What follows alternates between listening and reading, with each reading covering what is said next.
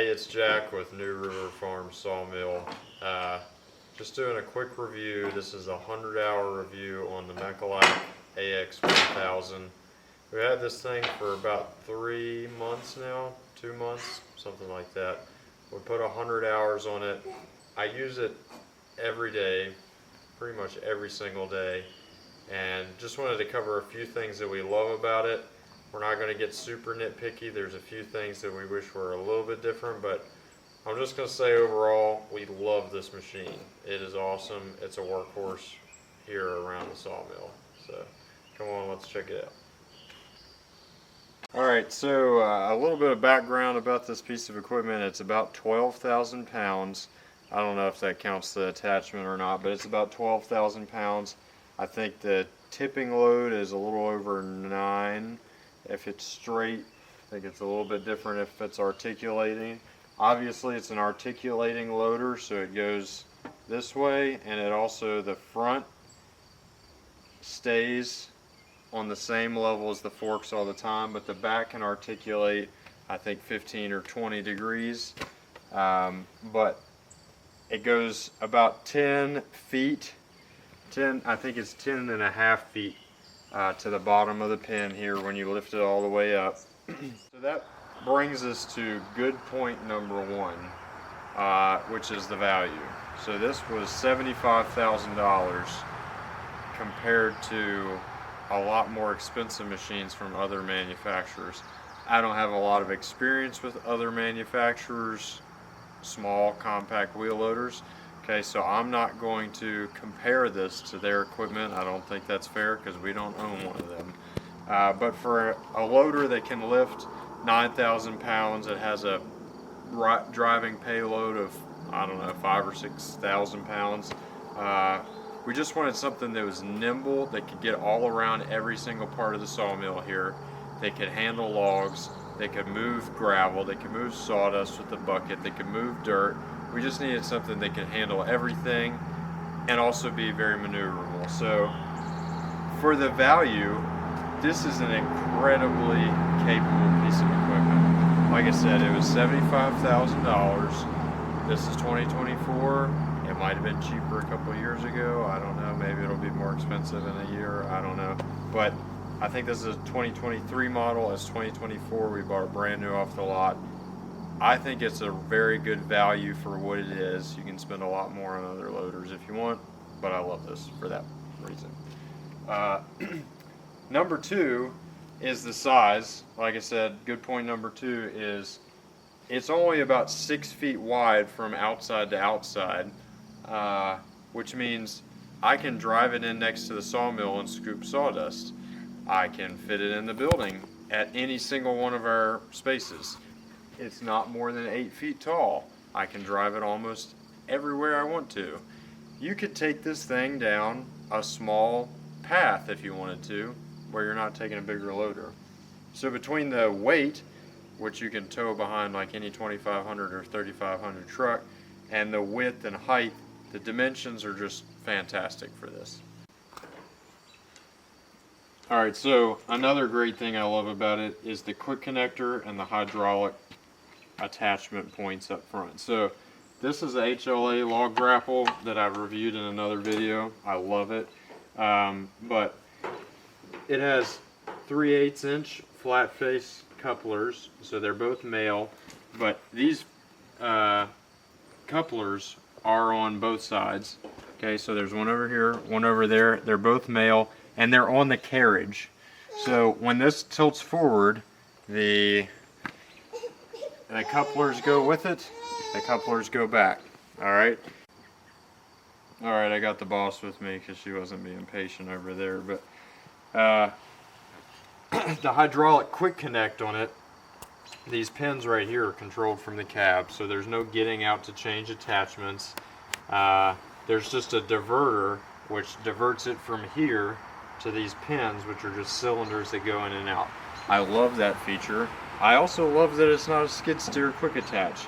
I know that sounds dumb. That has some downsides, and that, you know, the skid steer attachments are readily available. These are built way better. I love the hook and pin design of this type. it looks like a JRB, like a JRB 416. It's not.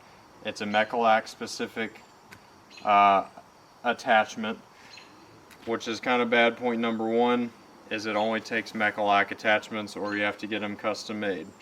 So a bit of a downside, but by the time you get into this range of equipment, most of the stuff you're getting is already custom made anyways, so whatever. It hasn't really been that big of a deal so far.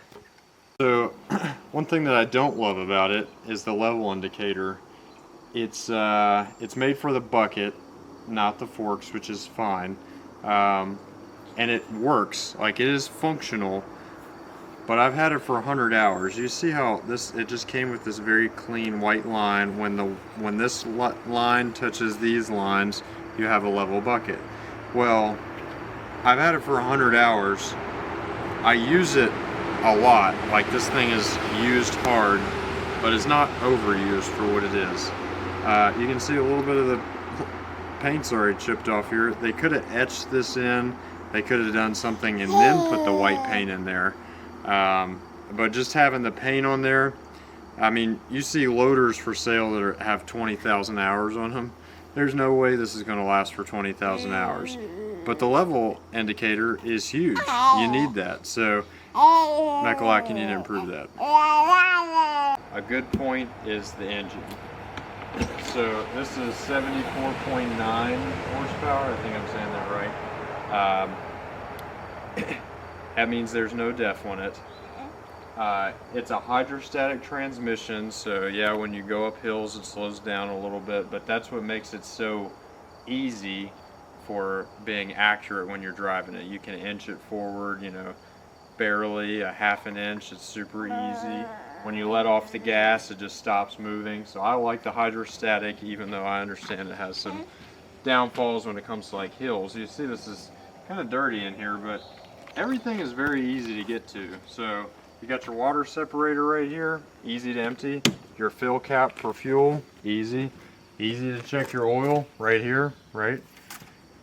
Easy to fill your oil right there. You can check literally everything else right here. Your hydraulic fluid, you can check it right there.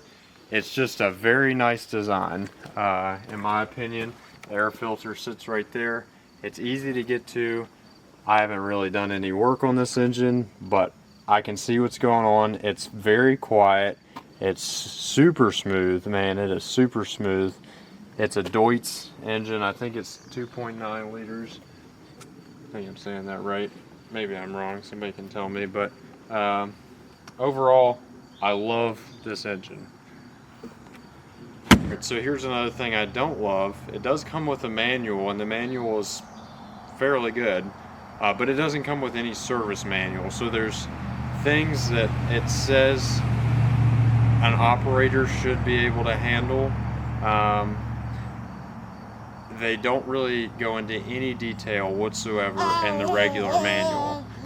It would be great if they would include some type of service manual for the people who don't want to call, you know, the dealership every time they want to change the oil. Another good point about this loader, again, I'm not comparing it to other loaders.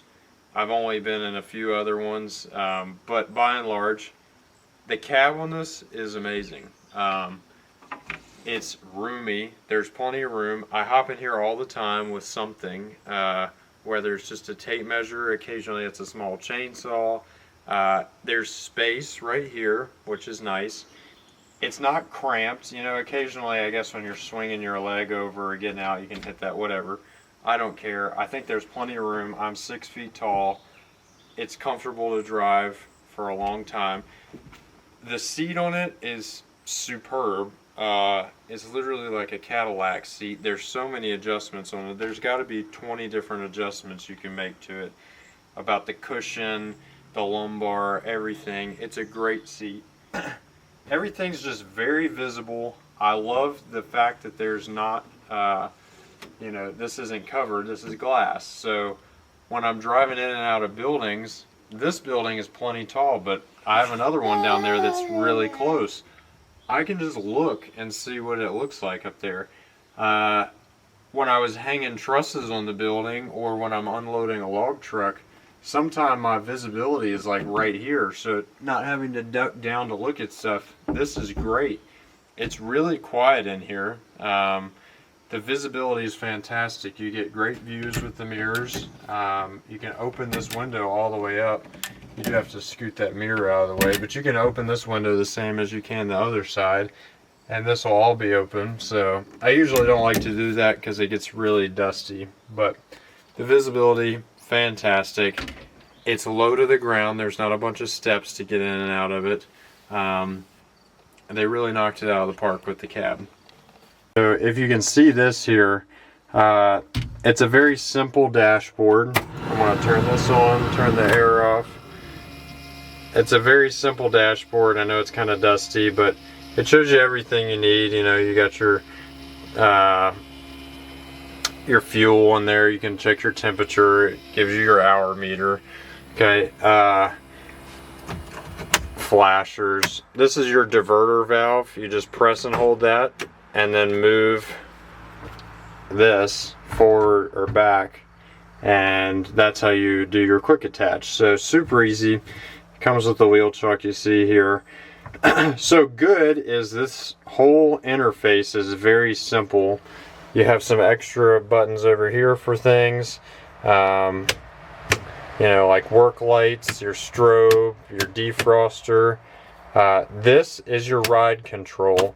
So that's a great thing, is this boom has boom suspension or ride control, whatever you want to call it. So when you have a full load in there as you're driving at speed, there's suspension in it. So as you're driving, it'll level out. It's what keeps your back from breaking as you're driving this thing. It is super good. It is so good. Do not get a loader without boom suspension or ride control. Here's your joystick. It's super simple. It's forward, neutral, reverse. And then around here on the front, you have slow, fast, and if you have the high-speed model, you flip it over for one more speed. Overall, I think they updated this. It feels a little tacky. I'm not gonna lie with the switches. This is your differential. Both of these lock the differential. You just press and hold it. They might have updated this. It works just fine, so I'm not gonna gripe about that. And then this is your third function valve. It's super easy. So, you know, I'll drive into a log pile, I'll curl it back, I'll close it, you know, I'll pick it up, I'll drive forward, I'll drop it, I'll open it. You know, it's just very easy. This moves with, so your third function moves with your joystick. I think this is fantastic. I love it over buttons. It's a real lever. The key, you know, there's nothing wrong with the key itself. You turn this thing like past 90 degrees to start it, and the spring in it is so strong that occasionally after you start it, if you let go of it, it will flip all the way back to the off. So the ignition, I think, could use a little bit of work, but overall not a big deal. Here you can manually move the throttle, so check this out. We'll start it up.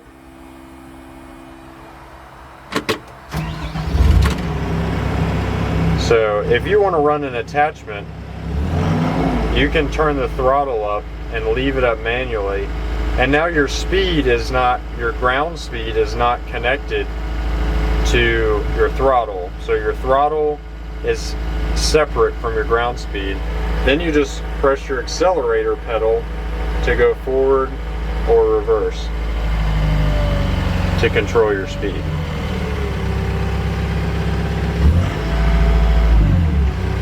But you can hear what I was talking about, how smooth this is.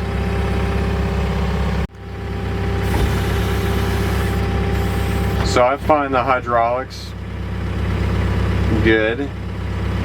This is the speed at idle. So it's nice and controlled at idle. You know, you have a lot of play to decide exactly how fast you want it to go. You know, if you rev up the throttle, pretty quick.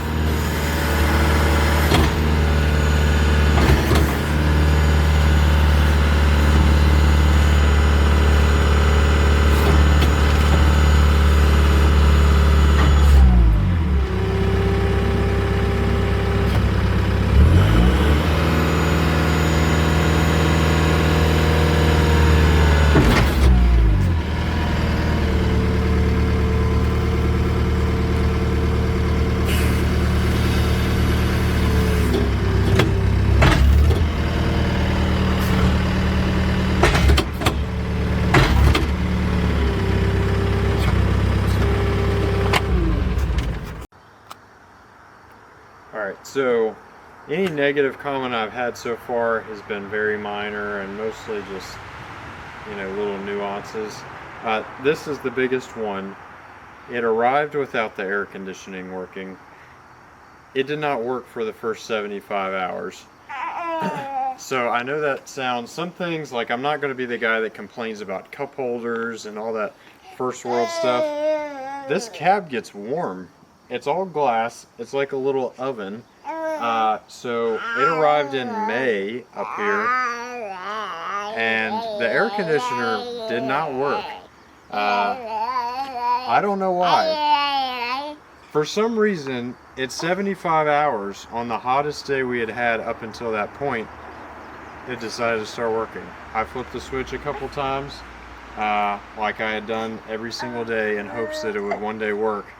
I don't know if a wire, you know, got plugged back in that hadn't been plugged in before, but it started working. I don't know what the summers are like in France. Here in West Virginia, they're not terrible.